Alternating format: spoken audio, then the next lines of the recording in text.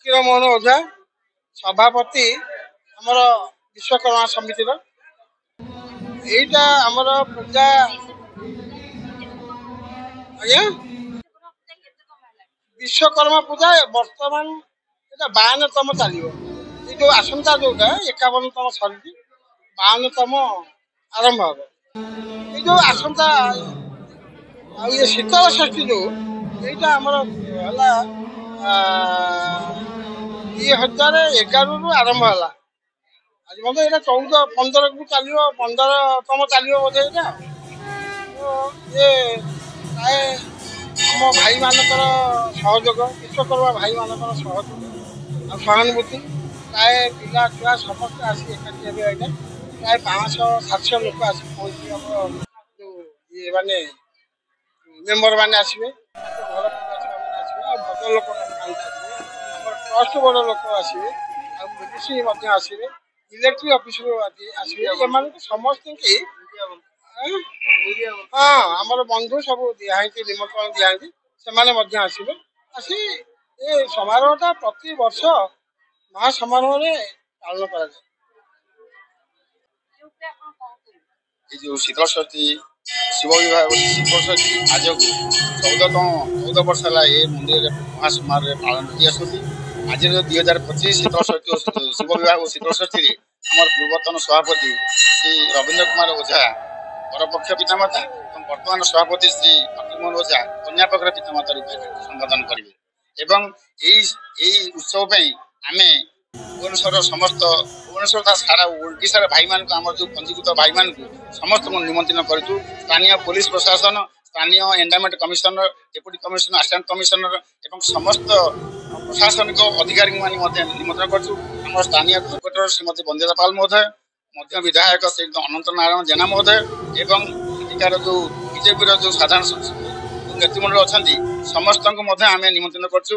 ଆମର ଭୁବନେଶ୍ୱର ମେୟର ଶ୍ରୀମତୀ ସୁଲୋଚନା ଦାସ ମହୋଦୟଙ୍କୁ ମଧ୍ୟ ଆମେ ନିମନ୍ତ୍ରଣ କରୁଛୁ। ସେମାନେ ମଧ୍ୟ ସ୍ୱୀକୃତି ପ୍ରଦାନ କରିଛନ୍ତି ଏ ଉତ୍ସବକୁ ଆସି ଆମକୁ ଆମର ଏଠି ଉତ୍ସବ କରି ଯେ ପ୍ରଭୁ କୃପା ଲାଭ କରିବେ। ଏବଂ ଆପଣ ଦେଖୁଛନ୍ତି ବର୍ତ୍ତମାନ ମଧ୍ୟ ଭାଇମାନେ ଏଠିକି ଆଗତ ସବୁ ଆସୁଛନ୍ତି ଏବଂ ସ୍ତ୍ରୀ ଲୋକମାନେ ମଧ୍ୟ ଆସୁଛନ୍ତି। ଏଠି ରାତି 9ଟା-10ଟା ସୁଦ୍ଧା ହଜାର ହଜାର ସଂଖ୍ୟାରେ ଲୋକ ଆସିବେ, ଉତ୍ସବ ପାଳନ ହେବ, ଶିବ ବିବାହ ମହାସମାରୋହରେ ପାଳନ କରାଯିବ। ମନ୍ଦିର ପ୍ରତିଷ୍ଠା ହେଲାଣି କିନ୍ତୁ 1975-76 ମାନେ ରେଜିଷ୍ଟ୍ରେସନ ହେଇଛି ଆମ ସମିତି। ତା ପୂର୍ବରୁ ମନ୍ଦିର ପ୍ରତିଷ୍ଠା ହେଇଛି। 1970 ମସିହାରେ ମନ୍ଦିର ପ୍ରତିଷ୍ଠା ହେଇଥିଲା ଏବଂ ଆମର ଯୋଉ ସମିତି ଗଠନ ହେଇଛି ଓଡ଼ିଶା ସରକାରଙ୍କ 1960 ଆମର ଯୋଉ ରେଜିଷ୍ଟ୍ରେସନ ଆକ୍ଟ ଅନୁସାରେ 1975-76 ଆମର ରେଜିଷ୍ଟ୍ରେସନ ହେଇଛି। ବିଶ୍ୱକର୍ମା ମନ୍ଦିରର ବିଶ୍ୱକର୍ମା ପ୍ରଭୁ ଦେବ ଆପଣ ଦେଖୁଛନ୍ତି ଏଠି ବିଶ୍ୱକର୍ମା ଦେବ ମାନେ ବିଶ୍ୱନାଥ ଇଏ ମହାଦେବ, ବିଶ୍ୱେଶ୍ୱରୀ ମା, ଶ୍ୟାମା କାଳୀ ମା ଏବଂ ପଞ୍ଚମୁଖୀ ହନୁମାନ, ଗଣେଶ, ସରସ୍ୱତୀ, ଲକ୍ଷ୍ମୀଙ୍କର ଏଠି ପୂଜା ଅର୍ଚ୍ଚନା ଦୈନନ୍ଦିନ ମାନ ଚାଲୁଛି। ଏଠି 3 ବେଳା ଭୋଗ କରାଯାଏ। ସକାଳ ନିତ୍ୟକର୍ମ ସାରିଲା ପରେ ବାଳଭୋଗ କରାଯାଏ ଏବଂ ମଧ୍ୟାହ୍ନରେ ଇଏ ଶଙ୍କୁଡ଼ି ଭୋଗ କରାଯାଏ। ରାତିରେ ମଧ୍ୟ ତାଙ୍କର ଭୋଗ କରି ରାତି 8ଟା ସୁଦ୍ଧା ଏଠି ନନାମାନେ 4 ଜଣ ପୂଜକ କଣ୍ଟିନ୍ୟୁଅସଲି ଏଠି ଅନବରତ ଭାବରେ ସେବା ଯୋଗାଇ ଆସୁଛନ୍ତି। ଏବଂ ସମସ୍ତ ଭାଇ ପ୍ରତି 2 ବର୍ଷରେ ଏଠି ଗଣତନ୍ତ୍ରର ପ୍ରକୃତ ଚିଠି ରହିଛି। ପ୍ରତି 2 ବର୍ଷରେ ଏଠି ଇଲେକ୍ସନ ହୁଏ ବା ଆମର ଇଲେକ୍ସନ କରୁଛୁ ଆମ ଭାଇମାନଙ୍କ ଭିତରେ ଭାଇଚାରାରେ ମନୋନୟନ କରାଯାଏ। ସେଇମାନେ 2 ବର୍ଷ ପାଇଁ ପ୍ରତି 2 ବର୍ଷ ପରେ ସମିତି ନିର୍ବାଚିତ ହୁଏ ଏବଂ ଏଠାରେ ଇଏ ନୂତନ କର୍ମକର୍ତ୍ତା ମାନେ ହେଇ ସେମାନେ ମନ୍ଦିର ପରିଚାଳନାରେ ଅଂଶଗ୍ରହଣ କରନ୍ତି। ଏବଂ ଆମର ସରକାରଙ୍କର ଯୋଉ ଟ୍ରଷ୍ଟ ବୋର୍ଡ ଅଛି ଇଏ ମଧ୍ୟ ପ୍ରତି 2 ବର୍ଷ ଥରେ ଗଠନ କରାଯାଏ। ଟ୍ରଷ୍ଟ ବୋର୍ଡ ବର୍ତ୍ତମାନ ଆମର ଗଠନ ଚାଲିଛି। ତଥାପି ସରକାରଙ୍କ ତରଫରୁ ଏଠି କୌଣସି ପ୍ରକାର ମାନେ ଆଖି ଦୃଶିଆ। ମୁଁ ଶ୍ରୀ ରବୀନ୍ଦ୍ର କୁମାର ଓଝା, ପୂର୍ବତନ ସାଧାରଣ ସମ୍ପାଦକ। 3ଟା ଟର୍ମ ଏଠି ରହିଛି। ଏ ଶୀତଳ ଷଷ୍ଠୀ କାର୍ଯ୍ୟକ୍ରମଟି ଆଜି ଆପଣମାନଙ୍କ ପୂର୍ଣ୍ଣାଙ୍ଗ ହେଇକି ଆପଣଙ୍କ ସାମ୍ନାରେ ଆମେ ଉପସ୍ଥାପିତ କରୁଛୁ। ଏହାର ଆରମ୍ଭ ଥିଲା 2015 ମସିହା। ବହୁତ କଷ୍ଟ କରି ପ୍ରଥମେ ଆମେ ଆରମ୍ଭ କରି ଏଠି ଆମେ କେମିତି କରିବୁ ସେ କଥା ଚିନ୍ତା କରିଥିଲୁ। ଯୋଉ ଚିନ୍ତା କି ଆଜି ସେତେବେଳେ ସମୟରେ ଥିଲା ଛୋଟ କମିଟିର 517 ମେମ୍ବର ବୈଦିକ ମେମ୍ବର ଅଛନ୍ତି। ଆଉ ଏଠୁ କୋଅପରେଟ କରୁଛନ୍ତି ଏହା ଅଲ ଓଡ଼ିଶାର 1000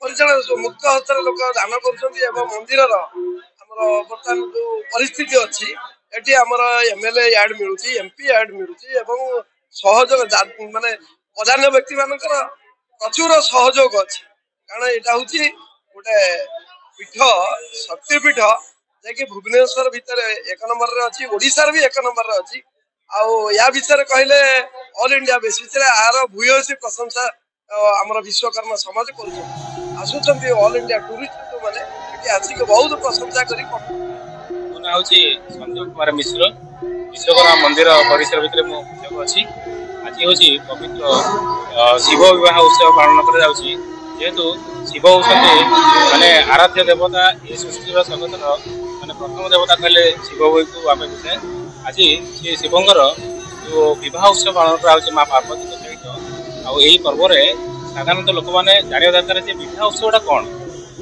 तार तो प्रमाण स्वरूप ये शिव विवाह सृष्टि शिव विवाह जमीक आम पारंपरिक विवाह कराए आमर मंगन कार्य करा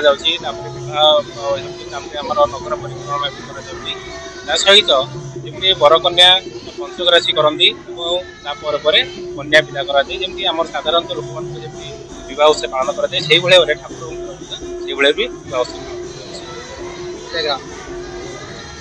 आज शीतल षष्ठी विषय आम उत्साह शिवंर गोटे विवाह उत्सव पालन कर जेहेतु पारंपरिक अच्छी आवाहनुकी अच्छी ताकू नहीं आम दिन को दिन अधिक हो पछे कम तेणुक आमर श्रेष्ठ देवता से कल्याणमय से बरदाता तांकर बहुत उत्सव सबुआड़े आमर भक्त प्राय आमर ये 400-500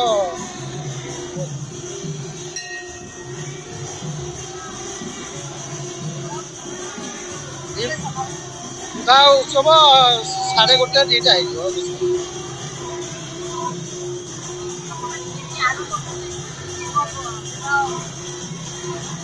आम बहुत से कही आज आमर भाग्य देख बंधु जनमुख जो परंपरा रही उत्सव विवाह है व्रतहर है कौन कम कार्य है आमर गोटे बंधु मेलन बंधु को बंधु समस्त समस्त चिन्हले